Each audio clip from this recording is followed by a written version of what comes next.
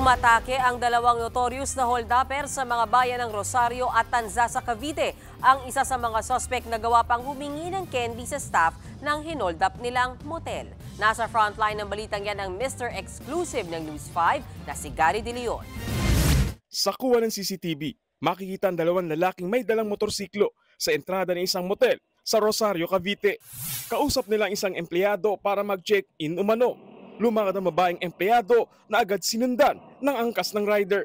Naglakad naman ang lalaki sa cashier area. Maya-maya, sumunod ang rider.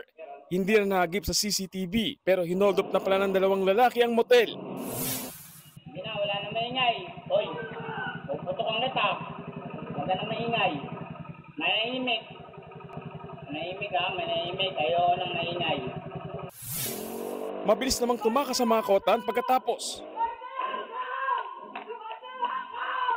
Natangay naman ng riding in tandem ang nasa 29,000 pesos na kita ng motel.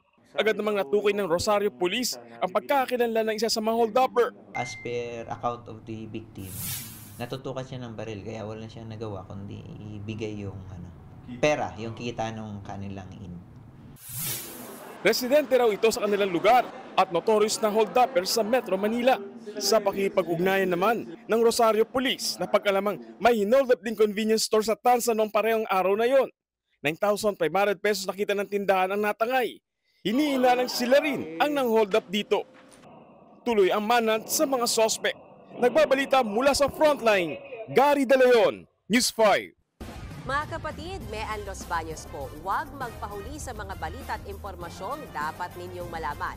Para sa mas malawak na balitaan at diskusyon, mag-follow at mag-subscribe na sa social media pages ng News 5.